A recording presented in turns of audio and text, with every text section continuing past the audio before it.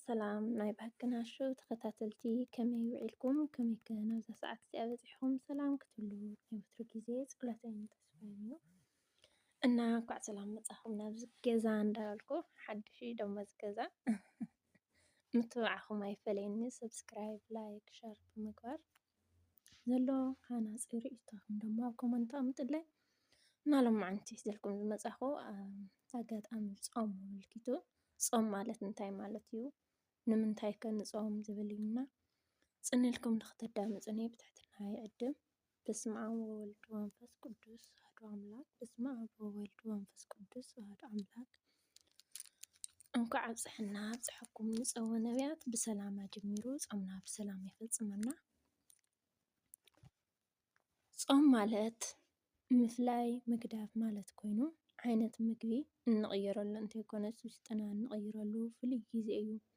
ፆም ማለት ካብ ምግቢ ንዝተወሰነ ሰዓትን ካብ ዝተወሰኑ ዓይነታት ምግብታት ብምርሓቕ ንጅምሮ ዋላ እኳ እንተኾነ ዋንኡ መፈፀምትኡን ግና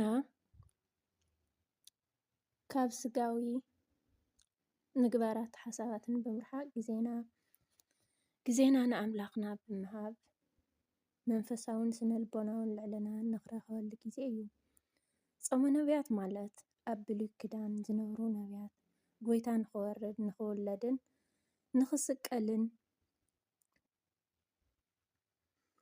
ንኽስቀልን ዝተማህፀንሉ ፆመ መዘከርታ ኮይኑ ንሕና ግና ጎይታና ኣብ ልብና ተወሊዱ ፍቕሩ ንክህበና ኣብ ሃገርና ተወሊዱ ሰላሙ ንኽዕድመና እንፆሞ ናይ ኣዋጅ ፆም እዩ። ልዕሊ 7 ዓመት ዝኾነ ኩሉ ክፀውም ይግባእ እዩ። ዘውትር መስዋዕቱ መእተዊኡ ፍርቂ ሕዳር ወይ ድማ ኣብ በዓለ ቅዱስ ሚናስ 15 ሕዳር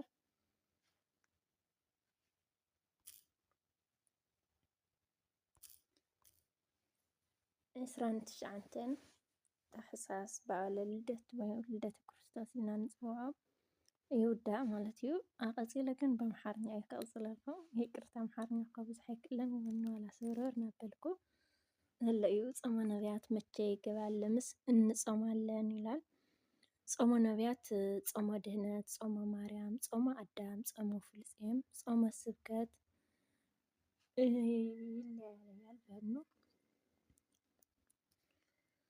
ይህ ጾም ከቤተ ክርስቲያናችን የአዋጅ ጾማችን ውስጥ አንዱ ሲሆን አበው ነቢያት የጌታችን መድኃኒታችን የኢየሱስ ክርስቶስ መውረድ መውለድ በትንቢት መነጽር እየተመለከቱ የጾሙት ታላቅ ጾም ነው።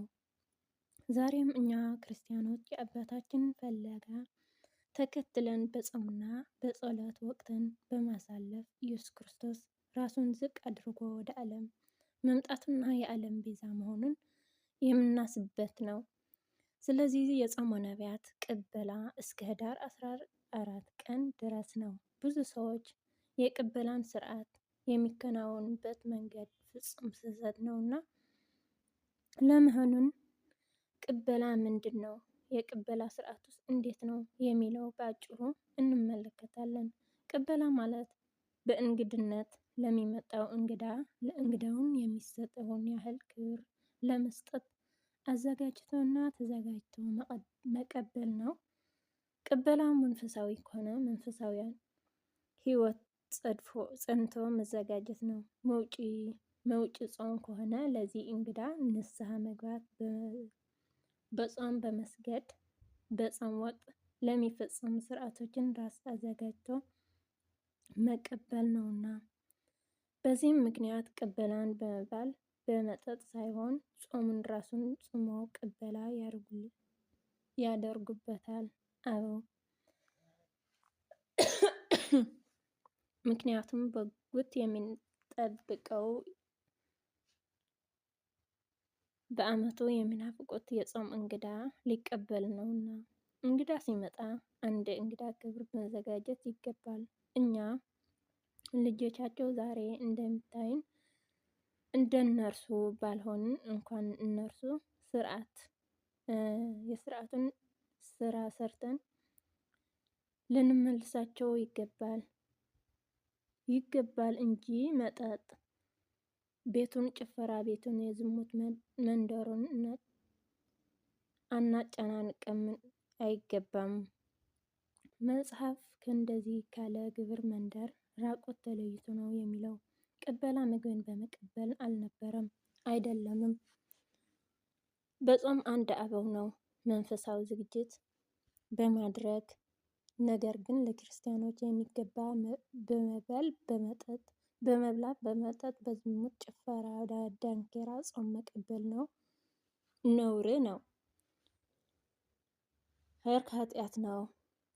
አንድ መንፈሳዊ ሰው ክርስቶስ ነው የተሸከመው፣ በክርስቶስ ነውና ክርስቲያን ያገኘውን እና ክርስቲያን መሆን አለበት። አንድ ክርስቲያን እኔ ክርስቲያን ነኝ፣ እኔ በክርስቶስ ክርስቲያን ነኝ የሚለው በክርስቲያን ሲመላለስ ነው።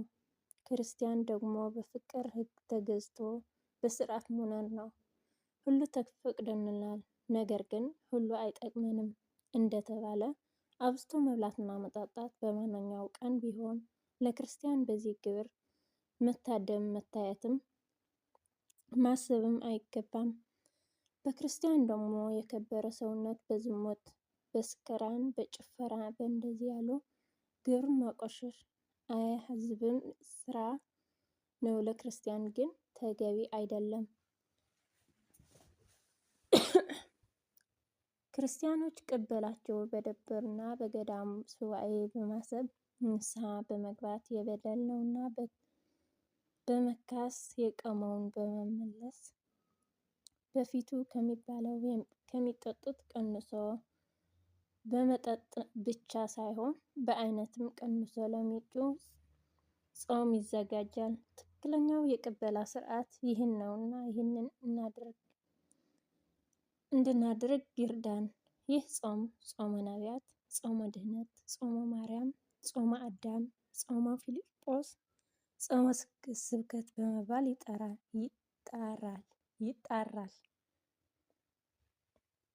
ጾመ ድህነት የተባለበት ምክንያት መርገመ ስጋ መርገመ ነፍስ የአዳም ዕዳ በደል ጠፍቶ ድህነት ስለተገኘ ነው።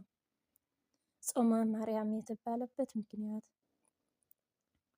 ንጽሕተ ንጹሐን ቅድስተ ቅዱሳን እመቤታችን ቅድስት ድንግል ማርያም ጌታን በማኅፀኗ ተሸክማ ልጾም ልጸልይ ይገባል ብላ ለ40 ቀን እስከ ጌታችን መድኃኒታችን ኢየሱስ ክርስቶስ ልደት ድረስ የጾመችው ጾም ስለሆነ ይህ ስያሜ ተሰጥቷል። ጾመ ማርያም ማለት ነው። ጾመ አዳም የተባለበት ምክንያት ለአዳም የተነገረው ትንቢት የሚጠብቀው ሱባኤ እንደደረሰ የሚያበስር በመሆኑ ጾመ አዳም ይባላል።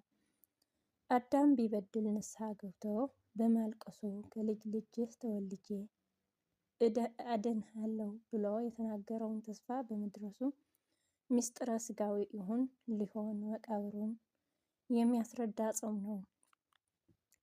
ጾመ ፊልጶስ የተባለበት ምክንያት ሐዋርያው ፊልጶስ በአማራውን ዘንድ ገብቶ ሲያስተምር በሰማዕትነት ሲሞት አስከሬኑ ከደቀ መዛሙርቱ ስለተወረሰ እግዚአብሔር የተሰወረውን የመምህራቸው አስከሬን እንዲገለጽላቸው ከኅዳር 16 ጀምረው ሲጾሙ በሦስተኛው ቀን የመምህራቸውን አስከሬን በሚመለስላቸው ጾሙ። ግን እስከ ልደት ቀጥለዋል። ስለዚህ ይህ ስያሜ ተሰጥቷል። ጾመ ስብከት የተባለበት ምክንያት የወልድ እግዚአብሔር ሰው መሆን ያስተማሩበት የልጃቸው ተስፋ የተሰመረበት የምስራቸው የተነገረበት ስለሆነ ጾመ ስብከት ይባላል። ጾሙን የኃጢአታችን መደምሰሻ መንግስታችን ሰማያት መውረሻ ያደርግልን። የቅዱሳን ነቢያት አባቶቻችን በረከት በሁላችን ላይ ይደርብን፣ አሜን። ወስብሐት ለእግዚአብሔር መጠን ጎደልን በአፈት ኳን መላእክት ይታረምልን።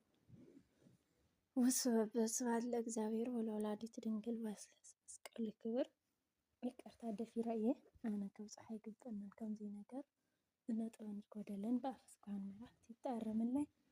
ጽኒልክን ስለዘዳመጽካኒ ስለዘዳመጽኩም ደግሞ እዚየ ዝመስግን ሰናይ